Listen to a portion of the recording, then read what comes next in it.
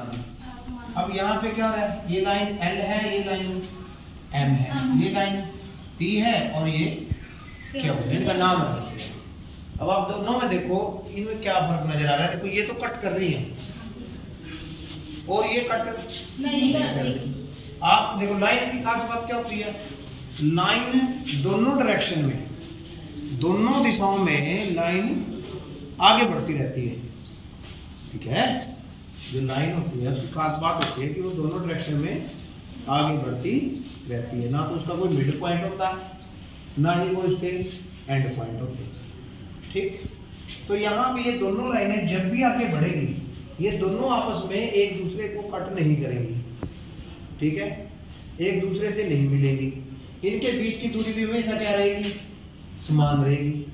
तो इस कंडीशन में अगर आपको लाइनें दिखती हैं तो इनको बोलते हैं पैरेलल लाइंस, यानी समांतर रेखाएं। ठीक है, इसका निशान क्या होगा, हम इसको ऐसे लिखेंगे भाई जो P है वो है Q के समानांतर, ये इसका निशान है। इससे पता लग जाएगा कि ये पैरेलल लाइंस है। ये लाइंस दोनों क्या कर रही हैं, कट कर रही हैं एक दूसरे को। ठीक है, तो इसमें हम लिखेंगे जो L है वो समानांतर नहीं है। किसके समानांतर नहीं है, M। इनकी जरूरत पड़ेगी यहाँ चतुर्भुज के प्रकार में। टॉपिक चतुर्भुज के प्रकार है, टाइप्स ऑफ कोऑर्डिनेटर, लेकिन ये पढ़ना पड़ेगा यहाँ पे। जब ये समझ में आ जाएगा तब ये समझ में आएगा। ठीक है, इनको छोड़ के एक तरीका और है भाई लाइंस ड्रॉ करने का। एक लाइंस के ऊपर दूसरी लाइन आ जाएगी। ठीक है, पहले एक लाइन आ गई फिर दूसरी।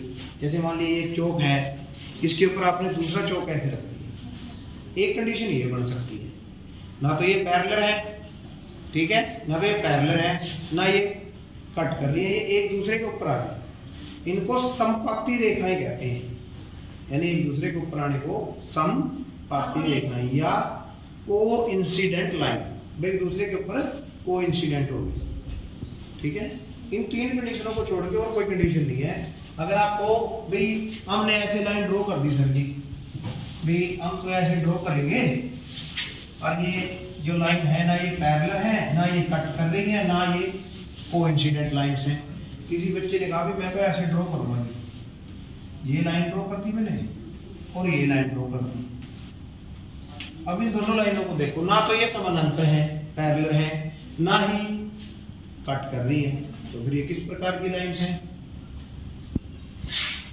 बताओ। अब क्या कंडीशन बनी यहाँ पे। अब लाइंस की खास बात क्या होती है, आगे बढ़ती रहती है। तो जब ये लाइन आगे बढ़ेगी तो एक दूसरे को क्या करेंगी, कट करेंगी। फिर वही कंडीशन बनेगी, कट वाली।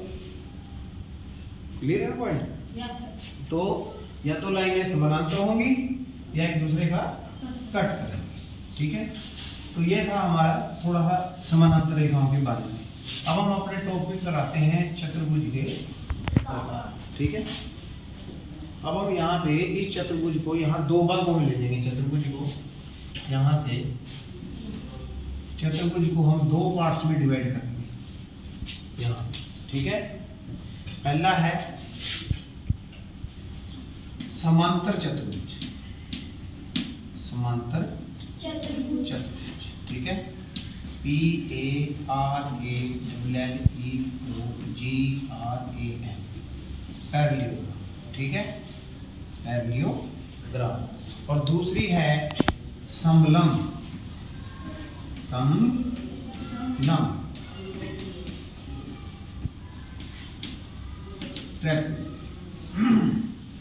ठीक है, चतुर्भुज कितने प्रकार का हो गया, दो। बोले करो, दो। कौन कौन सा, ठीक है। अब हम इनके बारे में देखेंगे भी कि इनमें क्या फर्क है, ये बणी कैसे है समांतर चतुर्भुज और समलम बणी कैसे। जब हमें ये पता लग गया ना कि बणी कैसे है, ये समांतर चतुर्भुज बनती कैसे है, तब हमें याद रखने की जरूरत नहीं, फिर ऑटोमेटिकली अपने को याद हो जाएगा भाई ये तो ये है। ठीक है, कैसे देखो, अभी हमने समांतर रेखाओं के बारे में पढ़ा। ये दोनों रेखाएं क्या हैं, समानांतर है, पैरेलल है एक दूसरे के, कट तो नहीं कर रही। दो तो आपने ऐसे ड्रॉ कर दी, दो समानांतर रेखाएं आप ऐसे ड्रॉ कर दो, ये ऐसे, ये देखो दो समानांतर रेखाएं ऐसे ड्रॉ कर दो। तो ये जो बीच में जो आपका एक खन्ना बनेगा, इस खन्ने को कहेंगे समानांतर। ठीक है, अब ये दो ऐसे होगी, दो ऐसे होगी, तो बीच में जो ये बॉक्स सा बन जाएगा, जो खन्ना सा बन जाएगा, इसको कहेंगे हम समानांतर चतुर्भुज यानी पैरेललोग्राम। ठीक है, थोड़ा आप बड़ा करेंगे ताकि और आसानी से क्लियर दिखे आपको। दूसरा डस्टर उठा के ले आओ, सैम में बड़ा होगा।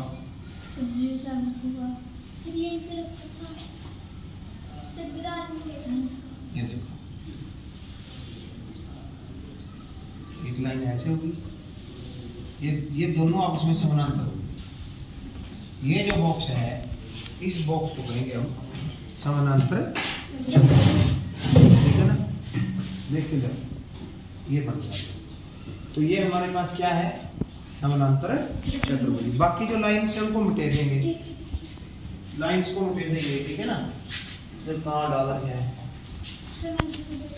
ये देखो, पता लगे ना, समांतर चतुर्भुज, समांतर लाइन क्यों पढ़ी थी अपन। ये देखो, वो समांतर लाइन मैंने मिटे थी, और यहाँ पे जो बचा है हमारे पास, देखो ए बी सी, ठीक है, ए बी सी डी क्या बन गई यहाँ पे हमारी, ये समांतर चतुर्भुज। इसी तरह यहाँ पे दो लाइनें तो ऐसे पैरेलल होगी, देखो। ठीक है, दो लाइनें क्या होगी यहाँ पे, पैरेलल समानांतर होगी, देखो। और दो ये असमानांतर हो जाए ऐसे, ये देखो। जब इसको खींचेंगे, आगे ले जाएंगे, तो ये दोनों आगे जाके मिल जाएंगे, देखो। ये देखो, ऐसे बढ़ेगी, ये यहाँ पे आगे मिलेगी। तो ये दोनों लाइनें कैसी हैं, हैं? अभी करके तो दिखाया, ये तो मिल गई। तो जो मिल जाए वो क्या है, जो ना मिले समांतर, और जो मिल जाए असमांतर। तो ये तो दोनों समांतर होगी, आगे बढ़ाएंगे तो मिलेंगे नहीं। और ये जब ये इस लाइन को आगे लेके जाओगे, इस लाइन को आगे लेके जाओगे, तो ये हो जाएगी यहाँ पे आगे। तो ये दोनों लाइनें क्या है, और ये दोनों क्या है, समांतर। अब इसमें फर्क नजर आया। इसमें ये दोनों जो ये युग्म है, ये जो जोड़ा है या ये जो पेयर है, ये दोनों पेयर आपस में क्या है, समांतर है। ये इसके साथ समांतर होगी और ये इसके साथ। तो यानी कि चारों लाइनें एक दूसरे के, ये दोनों जोड़े इधर वाले पैरेलल हैं, ये दोनों आपस में पैरेलल हैं। लेकिन इसमें एक जोड़ा तो पैरेलल है, ठीक है, और एक युग्म असमांतर हो गया, अनपैरेलल हो गया। तो जब ऐसी कंडीशन बने भाई, एक तो पैरेलल आ जाए, एक नॉन पैरेलल आ जाए, ठीक है, असमांतर आ जाए, तब वहां पे उस चतुर्भुज को हम क्या कहेंगे, समलंब या ट्रेपीजियम। क्या कहेंगे, ट्रेपीजियम। अगर दोनों युग्म एक दूसरे के समानांतर आ जाए, तब उसको कहेंगे हम समांतर चतुर्भुज या पैरेललोग्राम। समझ में आएगी दोनों कंडीशन। अब इसमें देखो, इसको कैसे लिखेंगे, अगर हम इसको गणित में या मैथ की लैंग्वेज में लिखना पड़े। अब ए बी जो है वो क्या है, समानांतर है, किसके समानांतर है, सी डी के। और बी सी किसके समानांतर है, ए डी। देखो दोनों युग्म एक दूसरे के समानांतर हो गए नहीं, हो गए। अब इसमें देखो, अगर इसका नाम ए बी सी डी है, तो इसमें क्या होगा, अब इसमें कौन किसके पैरेलल है, ए बी किसके पैरेलल है, वो सी डी के। और इसके बारे में क्या लिखेंगे हम, बी सी जो है वो पैरेलल नहीं है, किसके पैरेलल नहीं है, ए डी के। किसके पैरेलल नहीं है, ए डी के। ठीक है, तो यहाँ पे कुछ बात समझ में आई। चतुर्भुज यानी कि क्वाड्रिलेटर को हमने कितने भाग में डिवाइड करा है, यहाँ दो। कौन कौन से, चतुर्भुज, समलंब। ठीक है, समानांतर में क्या होगा, दोनों युग्म समांतर होंगे, लाइंस के दोनों युग्म क्या होंगे, समांतर होंगे। और समलंब में क्या होगा, एक युग्म तो समानांतर होगा और दूसरा युग्म असमांतर। ये आप इनको असमानांतर कर सकते हो और इनको समानांतर कर सकते हो, वो आपकी इच्छा। चतुर्भुज के बारे में यहाँ तक पता लगा? ठीक है। अब आगे देखो, अब आगे समानांतर के भी, इसके समांतर चतुर्भुज के भी 3 भाग हैं। वो एक स्क्वायर में बदल जाएगी, वर्ग में, फिर वो किस में बदल जाएगी? आयत में, फिर वो आगे किस में बदल जाएगी? उसमें समचतुर्भुज में, यानी कि रोम्बस में। तो यहाँ तक दोनों के पता लगे? ये तो होगी अलग ही, बिल्कुल अलग चलेगी। ये तो गुण अलग है इनके, पूरा टॉपिक है ना इसका, तो गुण अलग है इनके। छठी वालों के पास तो सिर्फ इतना है, ठीक है। इसकी समूह पूजाएं भी बराबर होती हैं, विकर्ण भी एक दूसरे का समद्विभाजित करते हैं, ठीक है। और आयत के भी गुण होते हैं, उनके सारे गुण हैं। सबसे ज्यादा गुण वर्ग के हैं। वर्ग के हमने 5 गुण पढ़े थे सबसे ज्यादा। भुजाएं बराबर हैं, विकर्ण बराबर हैं, विकर्ण समद्विभाजित करते हैं, समकोण पे समद्विभाजित करते हैं, प्रत्येक शीर्ष पे 90 डिग्री का कोण बनता है। वो 5 गुण अलग हैं। पहले तो हम ये पढ़ रहे हैं कि ये होती क्या है, ठीक है। अब उसके बाद समानांतर चतुर्भुज में आगे हम किसके बारे में पढ़ेंगे? वर्ग के बारे में, ठीक है।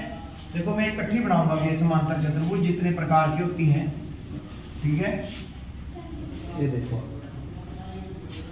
एक तो ये आ गई आपके पास चतुर्भुज तीसरे नंबर पे। इसमें भी आप देख सकते हो लाइनें इसमें भी समानांतर हैं, लेकिन उसमें टेढ़ी थी ना समानांतर चतुर्भुज में लाइनें। समानांतर चतुर्भुज में लाइनें ऐसे टेढ़ी थी, अब लाइनें टेढ़ी नहीं होगी, अब लाइनें कैसी होगी? सीधी, ठीक है। जैसे ये लाइनें सीधी है समानांतर, ऐसे ये सीधी है। देखो ये बीच वाला डंडा बढ़ गया क्या?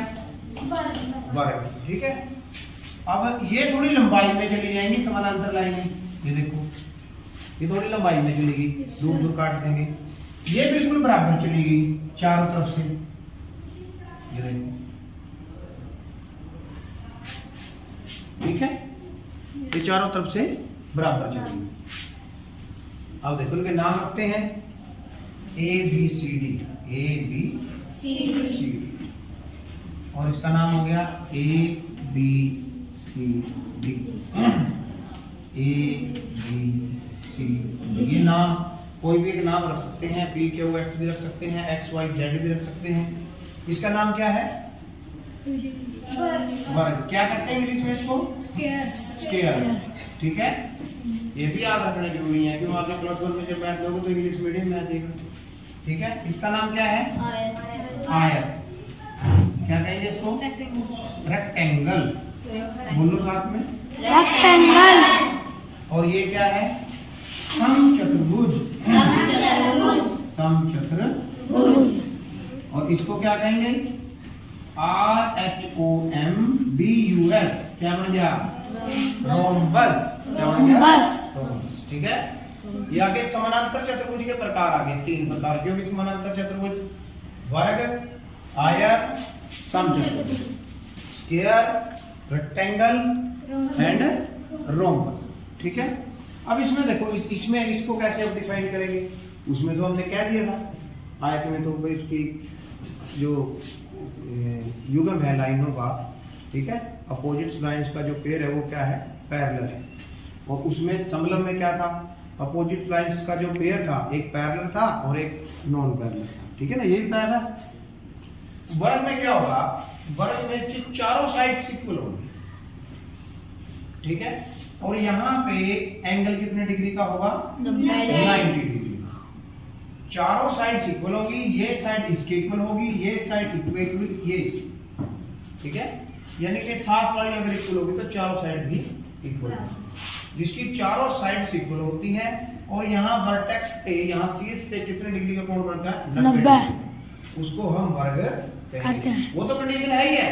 ये सामने वाली लाइन भी क्या है? इसके पैरेलल है। ये लाइन इसके क्या है? पैरेलल है। ये समांतर से ही आ रही है ये, ठीक है।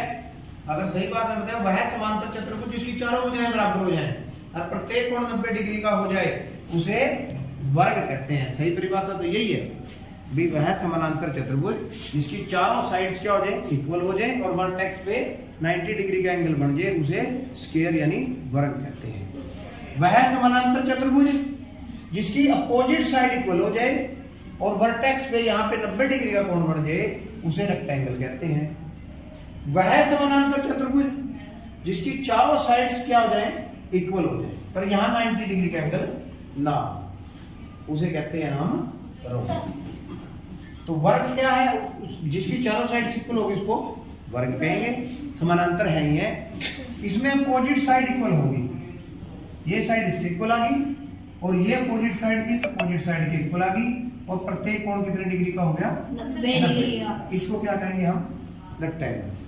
अगर हम वहां पर 90 डिग्री का कोण ना बोले तो इन दोनों में डिफरेंस करना मुश्किल हो जाएगा, क्योंकि चारों साइड तो इसकी बराबर होती है, चारों साइड इसकी बराबर होती है, फिर दोनों में फर्क क्या है, फिर वर्ग में और इसमें क्या फर्क रह जाएगा, जिसकी लाइन टेढ़ी होती है। हाँ इसकी जो साइड जो ये लाइन है, ये वर्ग को थोड़ा सा ऐसे थप्पड़ लगा दो, उसको टेढ़ा कर दो, जैसे वर्ग को थोड़ा थप्पड़ लगेगा टेढ़ा हो जाएगा, और वो क्या बन जाएगा फिर, समांतर समचतुर। समचतुर्भुज। ठीक है, समचतुर्भुज की परिभाषा क्या बनेगी, वह समांतर चतुर्भुज जिसकी सभी साइड्स या एडजेंट साइड इक्वल होती हैं, ठीक है, उसे कहते हैं हम समचतुर्भुज। ठीक है, ये 3 प्रकार के ये हो गए समानांतर चतुर्भुज। आगे 3 प्रकार के चतुर्भुज को 2 प्रकार में बांट दिया, एक समानांतर चतुर्भुज यानी कि पैरेललोग्राम, और एक ट्रेपीजियम यानी समलंब। फिर आगे समानांतर चतुर्भुज के आगे 3 भाग हो गए, वर्ग, आयत और सम। ठीक है, गुण पता लगे, डिफरेंस पता लगे इनमें क्या क्या है। ठीक है, एक और रह गई स्पेशल है, वो इनसे अलग है। ठीक है, काइट, काइट रहेगी पतंग। पतंग। ठीक है, पतंग में भी देखो 4 भुजाएं होती हैं। Yes sir. आपने ऐसा पतंग उड़ाया होगा, ये देखो, ये भी एक हमारे पास क्या है, चतुर्भुज है, यानी क्वाड्रिलेटरल है, ABCD, ये भी एक क्वाड्रिलेटरल है। ठीक है, इसमें कैसे पता लगेगा भी ये कौन सी पतंग है। अब देखो, अब ये एक आकृति है, इस आकृति का नाम बता सकते हैं? अगर चारों भुजाएं बराबर हो जाएं और यहाँ पे कितने डिग्री का एंगल बन जाए, 90। तो ये कौन है, वर्ग। वर्ग है। अब ये देखो, इसमें और इसमें क्या फर्क है, ये तो चारों बराबर है, बराबर है, इसमें क्या हो रहा है, इसकी 2 बराबर ये है। लाइन यहाँ तक आ गई, यस थोड़ी सर। बड़ी होगी ना, ये इसको खींच दिया है यहाँ तक। ठीक है, अब ये लाइन जो है इस लाइन के बराबर, इन दोनों की लंबाई बराबर है, तो ये कौन सी लाइन हुई, 7 वाली लाइन। ठीक है, एडजेंट साइड। ठीक है, आसन भुजा, इसके 7 वाली भुजा होगी।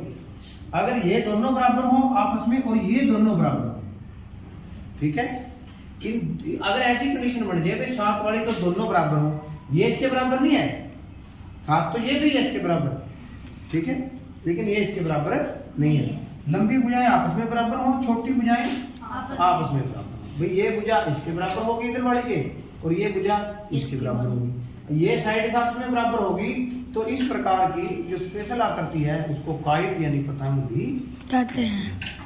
ठीक है, तो ये है चतुर्भुज के। ठीक है, सिलेबस में दे रखे हैं तुम्हारे, 6वीं में भी है, 8वीं में भी है 3.4। ठीक है, लेकिन 7वीं में चतुर्भुज के प्रकार भी है, 6वीं में आ गया था ना वो, 8वीं में थोड़ा ज़्यादा है। ठीक है, तो फिर आप कल इसके गुणों के बारे में पढ़ेंगे, बिल्कुल क्या क्या गुण होते हैं, गुण भी जरूरी है ना, इनकी प्रॉपर्टीज, इनके खास बातें क्या हैं। ठीक है, ओके,